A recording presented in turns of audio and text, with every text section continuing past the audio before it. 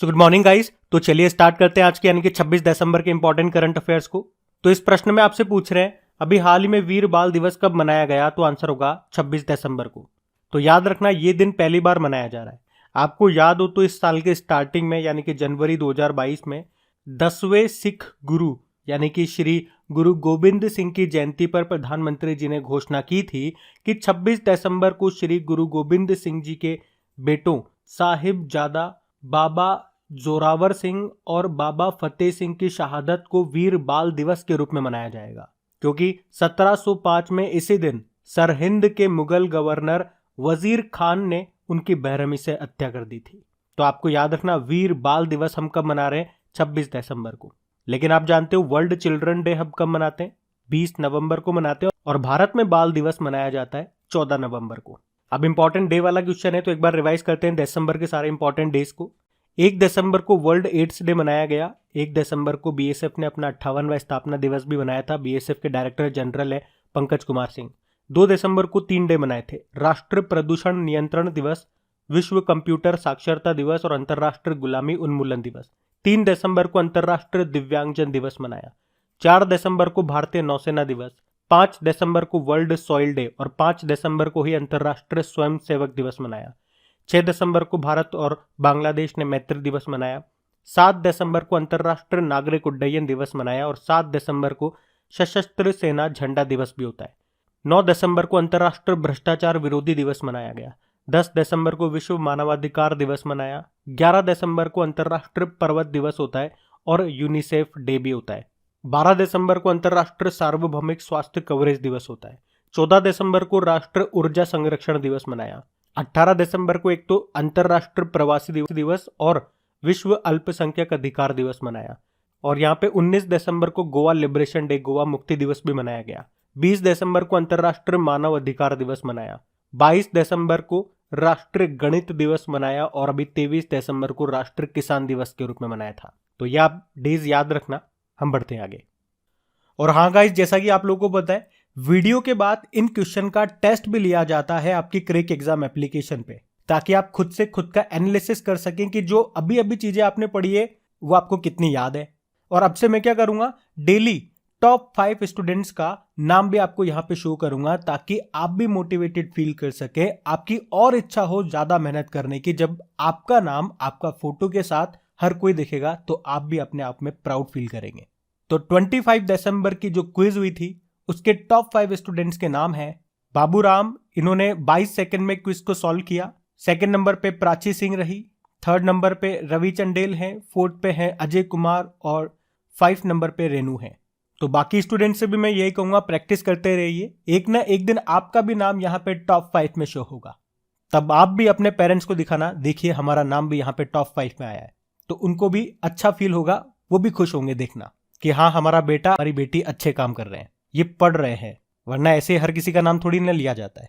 तो आप खुद भी प्राउड फील कीजिए और अपने माँ बाप को भी प्राउड फील करवाइए, पर याद रखना ईमानदारी से, चीटिंग से नहीं। और क्विज के साथ साथ जो पीडीएफ है वो भी आपको अपनी क्रिक एग्जाम एप्लीकेशन पे मिल जाएगी, जिसका लिंक कहाँ पे मिलेगा, नीचे डिस्क्रिप्शन बॉक्स में। अभी बढ़ते हैं आगे। और सेशन अच्छा लगे, मेहनत अच्छी लगे तो वीडियो को लाइक जरूर कर देना नहीं करा तो, और इसे अपने दोस्तों तक शेयर जरूर करना। अभी बढ़ते हैं आगे। फिर बताइए, तीसरे ASEAN Bharat grass root innovation forum 2022 में भारत के किस इनोवेटर को प्रथम पुरस्कार मिला है, तो आंसर होगा शालिनी कुमारी को। तो भारत की शालिनी कुमारी को तीसरे ASEAN Bharat grass root innovation forum 2022 में उनके innovation modified walker with adjustable legs के लिए प्रथम पुरस्कार मिला है। शालिनी कुमारी ये बिहार के पटना से हैं, तो इनका नाम याद रखना। देखो पहले आसियान की बात करते हैं। स्थापना होती है 1967 में। फुल फॉर्म होती है association of south east Asian nation. ये दक्षिण पूर्व एशिया के 10 सदस्य देशों का एक राजनीतिक और आर्थिक संघ है। इसका हेडक्वार्टर मिलेगा आपको जकार्ता में। और इसका मोटो होता है एक दृष्टि, एक पहचान, एक समुदाय, यानी कि 1 विजन, 1 आइडेंटिटी, 1 कम्युनिटी। अब आप कहोगे इसमें 10 मेंबर कौन कौन है और क्या भारत भी इसका मेंबर है, तो आंसर होगा भारत इसका मेंबर नहीं है। और इसके 10 मेंबर कौन कौन है, Brunei, Cambodia, Indonesia, Laos, Malaysia, Myanmar, Philippines, Singapore, Thailand और वियतनाम। और 2022 में इसकी अध्यक्षता कंबोडिया के पास थी और 2023 में इसकी अध्यक्षता इंडोनेशिया के पास में होगी। इंडोनेशिया अभी तक किसको होस्ट कर रहा था, या इंडोनेशिया के पास अभी तक किसकी अध्यक्षता थी? G20 की। तो G20 की अध्यक्षता अब 2023 में किसके पास आ गई है? भारत के पास में आ गई है। तो अब इंडोनेशिया के पास में किसकी अध्यक्षता होगी? आसियान की। ये याद रखना आप। अच्छा, यहां से एक बहुत ही अच्छा इंपॉर्टेंट करंट अफेयर्स का प्रश्न कि अभी आसियान देशों का 11वां सदस्य देश भी तो बन गया है। मतलब अब इसमें 11 देश हो चुके हैं, और वो 11 कौन सा बनाए, यही तो प्रश्न इंपॉर्टेंट है जो आपके एग्जाम में पूछा जाएगा। बाकी तो सबको पता है कि हेडक्वार्टर कहां पर है, स्थापना कब हुई, वगैरह वगैरह। प्रश्न ये आएगा, तो याद रखना तिमोर लेस्ते। क्या नाम है? Timor Leste. बाकी आप जानते हो, अभी सरगम कौशल ये जम्मू कश्मीर के हैं। मिस एज वर्ल्ड 2022 का खिताब जीता इन्होंने। और फिक्की ने अभी राजेंद्र पवार को लाइफ टाइम अचीवमेंट अवार्ड 2022 से सम्मानित किया। और पूर्णिमा देवी बर्मन का नाम भी मोस्ट इंपॉर्टेंट है। अभी संयुक्त राष्ट्र का सर्वोच्च पर्यावरण पुरस्कार चैंपियंस ऑफ द अर्थ मिला है इनको। तो याद रखना, ये भी बढ़ते आगे। फिर बताइए, दिसंबर 2022 में किस स्कॉर्पियन पनडुब्बी को भारतीय नौसेना में शामिल किया गया? तो आंसर होगा वागीर। देखो, ये हम पहले भी कई बार पढ़ चुके हैं कि प्रोजेक्ट 75 के तहत स्कॉर्पियन क्लास की 6 पनडुब्बियों, पनडुब्बी मतलब सबमरीन, इनको शामिल किया जाएगा। और इसका निर्माण कहां पे हो रहा है? मझगांव डॉक लिमिटेड, मुंबई में। साथ में याद रखना, अगर आपसे पूछा जाए कि भारत ने किस देश के साथ मिलकर के ये प्रोजेक्ट 75 शुरू किया, तो आंसर होगा फ्रांस। और अभी इसकी दिसंबर 2022 में 5वीं पनडुब्बी को भारतीय नौसेना को सौंप दिया गया, और उसी का नाम है वागीर। पहली कौन सी थी? INS कलवरी, दूसरी INS खांडेरी, तीसरी INS करंज, चौथी थी INS वेला, ये 5वीं है INS वागीर, और छठी कौन सी होगी जो आखिरी होगी? INS वागशीर। अच्छा, पनडुब्बी से रिलेटेड एक इंपॉर्टेंट प्रश्न मैं आपको कई बार बताता हूं कि भारत की पहली परमाणु बैलिस्टिक मिसाइल पनडुब्बी का नाम क्या है? तो आंसर याद रखना, INS अरिहंत है। और आपसे एक और प्रश्न पूछा जाएगा कि अभी चेन्नई में लॉन्च किया गया था भारत का पहला एंटी सबमरीन जहाज, उसका नाम बताइए। तो आंसर होगा INS अर्नला। आपको याद है, भारतीय सेना के द्वारा देश का दूसरा पनडुब्बी संग्रहालय कहां पे बनाया जा रहा है? तो आंसर होगा पश्चिम बंगाल में। और पहला कहां पे बनाया गया? विशाखापट्टनम में। तो ये फैक्ट्स भी याद रखना। बढ़ते आगे। अच्छा, फिर बताइए, अभी हाल ही में किस राज्य ने केंद्र की तर्ज पर मुख्यमंत्री आवास योजना शुरू करने की घोषणा की? तो आंसर होगा हरियाणा। तो केंद्र की जो प्रधानमंत्री आवास योजना है, उसी के तर्ज पर अब हरियाणा में मुख्यमंत्री आवास योजना शुरू होगी। तो सभी के लिए आवास, यही इसका उद्देश्य होगा। अच्छा, ये जो केंद्र की प्रधानमंत्री आवास योजना है, ये कब शुरू हुई थी? 2015 में। उद्देश्य था 2022 तक सभी के लिए आवास। फिर इसी में 2016 में ग्रामीणों के लिए आवास योजना भी शुरू की गई, यानी कि प्रधानमंत्री आवास योजना ग्रामीण 2016 में शुरू हुई थी, जिसका लक्ष्य भी यही था 2022 तक सभी ग्रामीणों के लिए आवास। लेकिन कुछ समय पहले इसको एक्सटेंड कर दिया, बड़ा करके इसका जो टारगेट है मार्च 2024 तक रख दिया था। वैसे आप जानते हो हरियाणा की कैपिटल चंडीगढ़ है। अच्छा, ये बताओ, अभी चंडीगढ़ एयरपोर्ट का नाम बदल के क्या कर दिया था, या किसके नाम पे रख दिया? भगत सिंह जी के नाम पे। यहाँ के मुख्यमंत्री कौन है? मनोहर लाल खट्टर है। और गवर्नर कौन है? बंडारू दत्तात्रेय।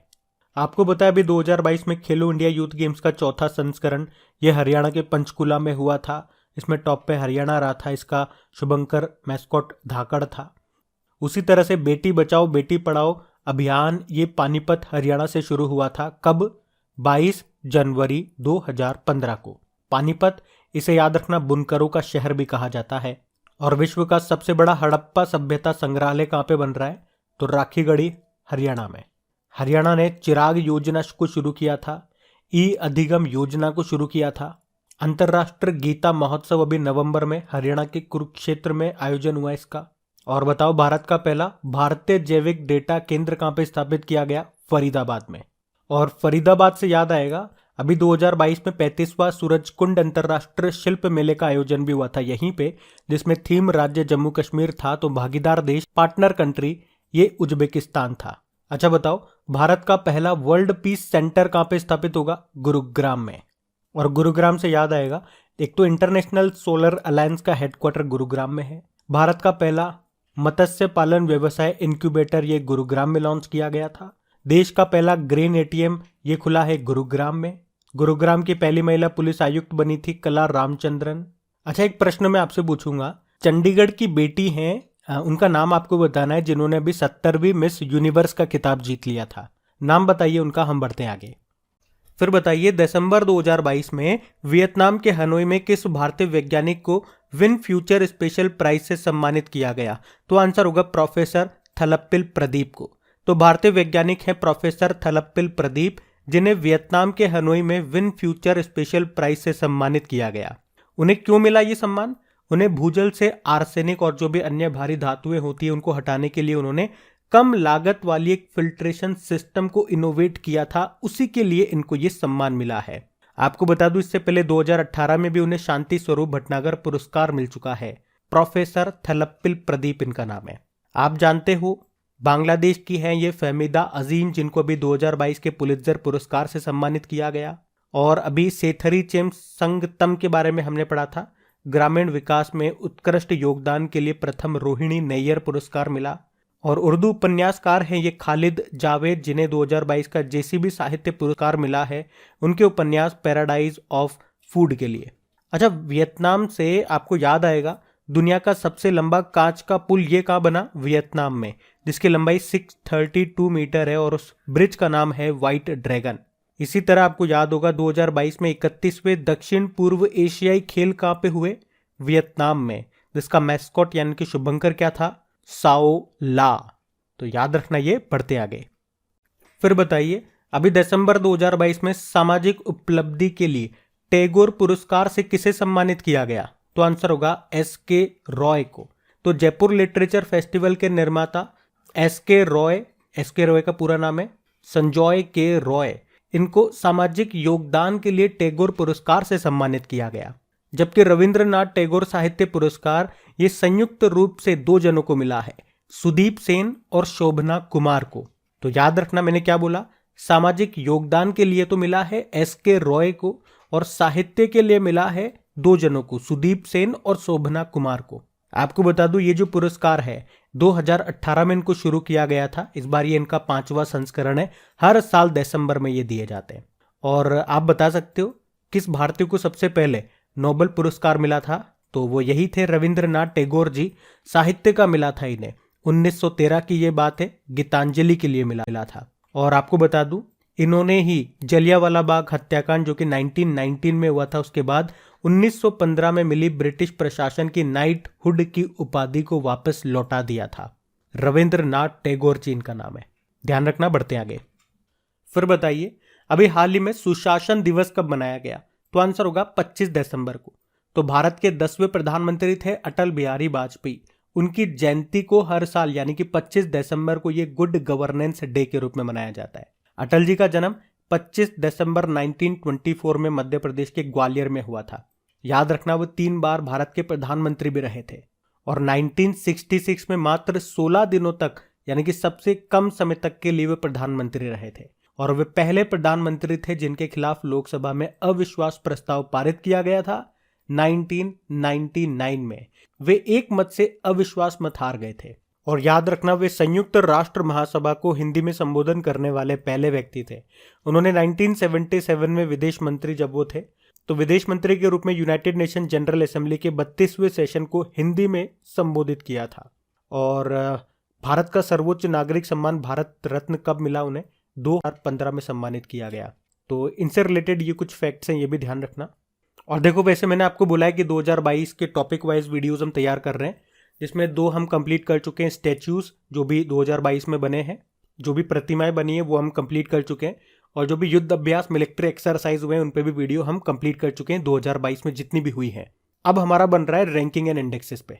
तो वीडियो आने में अभी 2-3 दिन लगेंगे, लेकिन आज शाम को एक स्पेशल वीडियो मैं आपको देने वाला हूँ। छोटा सा वीडियो होगा और आपके लिए मोस्ट इंपॉर्टेंट भी होगा। और मैं आपसे ये भी कह रहा हूँ, मुझे पता नहीं है लेकिन मैं फिर भी कह रहा हूँ, शायद इस तरह का वीडियो अभी तक पूरे यूट्यूब में आपको नहीं मिला होगा।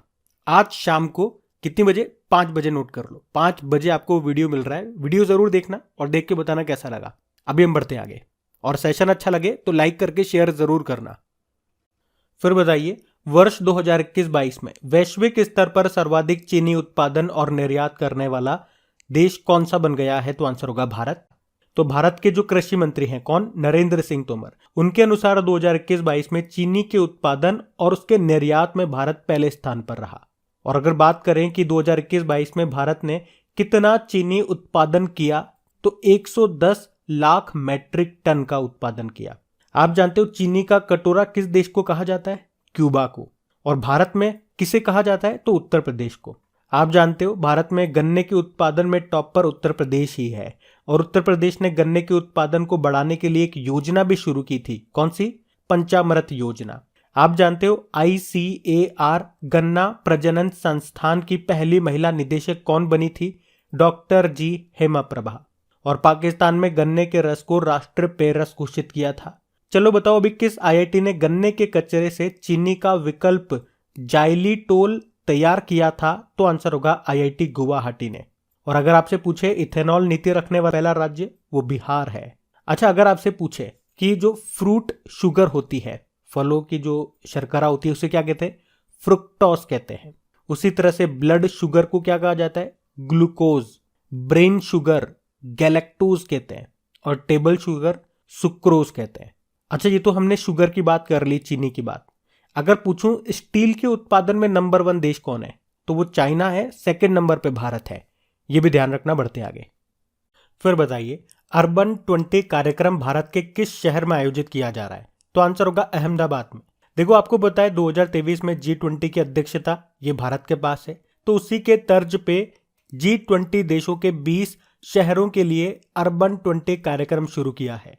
तो ये अर्बन 20 शहरी विकास के विभिन्न महत्वपूर्ण मुद्दों पर चर्चा के लिए G20 देशों के शहरों के लिए एक मंच प्रदान करेगा। इसका आयोजन कौन कर रहा है, आवास व शहरी कार्य मंत्रालय, जिसके मंत्री हैं हरदीप सिंह पुरी। और इसका आयोजन ये गुजरात के अहमदाबाद में किया जा रहा है। ये वही अहमदाबाद है जिसे 2017 में विश्व धरोहर शहर घोषित किया गया था। साबरमती नदी के किनारे अहमदाबाद स्थित है, और कांकरिया झील ये भी आपको मिलेगी अहमदाबाद में। और अगर मैं आपसे पूछूं कि अभी टाइम मैगजीन की the world greatest place of 2022 में एक तो अहमदाबाद को और एक भारत के किस राज्य को शामिल किया गया था, तो आंसर होगा केरल को। यानी कि केरल और अहमदाबाद को शामिल किया था। अभी प्रधानमंत्री जी ने इन स्पेस के मुख्यालय का उद्घाटन भी किया था अहमदाबाद में। इन स्पेस का फुल फॉर्म होता है Indian National Centre for Space Promotion and Authorisation. अच्छा, G20 की हमने यहाँ पे बात की ना, तो G20 के बारे में भी जान लो, क्योंकि इसकी अध्यक्षता हमारे पास है। तो इस बार इसकी थीम क्या है, वासुदेव कुटुंबकम, यानी कि 1 अर्थ 1 फैमिली 1 फ्यूचर। और इसके शेरपा है अमिताभ कांत। इससे पहले 2022 में G20 की अध्यक्षता ये इंडोनेशिया के पास थी। G20 में 19 देश हैं और एक यूरोपियन यूनियन है, तो इतना आप याद रखना, बढ़ते आगे। चलिए फिर बताइए अभी हाल ही में यूनाइटेड नेशन सिक्योरिटी काउंसिल में किस देश में हिंसा समाप्त करने के लिए पहली बार प्रस्ताव पारित किया गया, तो आंसर होगा म्यांमार। तो अभी 21 दिसंबर को यूनाइटेड नेशन सिक्योरिटी काउंसिल ने 74 वर्षों में म्यांमार पर अपने पहले प्रस्ताव को अपनाया है, जिसमें हिंसा को समाप्त करने की मांग की गई है और सैन्य शासकों से आंग सांग सूकी सहित सभी राजनीतिक कैदियों को रिहा करने का आग्रह किया गया। यह प्रस्ताव हिंसा के सभी रूपों को तत्काल समाप्त करने की भी मांग करता है और सभी पक्षों को मानवाधिकारों, मौलिक स्वतंत्रता और कानून के शासन का सम्मान करने के लिए कहता है। म्यांमार की कैपिटल नेपिटो है, करेंसी है क्यात। अब हम बात करेंगे कल के वीडियो में पूछे गए प्रश्न के उत्तर की। तो कल के वीडियो में आपसे पूछा गया था कि राष्ट्रीय किसान दिवस कब मनाया गया, तो इसका सही उत्तर होगा 23 दिसंबर को। आप सभी ने प्रश्न का बिल्कुल सही उत्तर दिया है। आपको बता दूं, इन सभी का क्विज बना करके अपलोड कर दिया गया आपके क्रैक एग्जाम एप्लीकेशन पे, और वहीं पे इनकी PDF भी आपको मिलेगी। क्रैक एग्जाम एप्लीकेशन का लिंक नीचे डिस्क्रिप्शन बॉक्स में मिल जाएगा। अब ये रहा आज का आपका होमवर्क प्रश्न।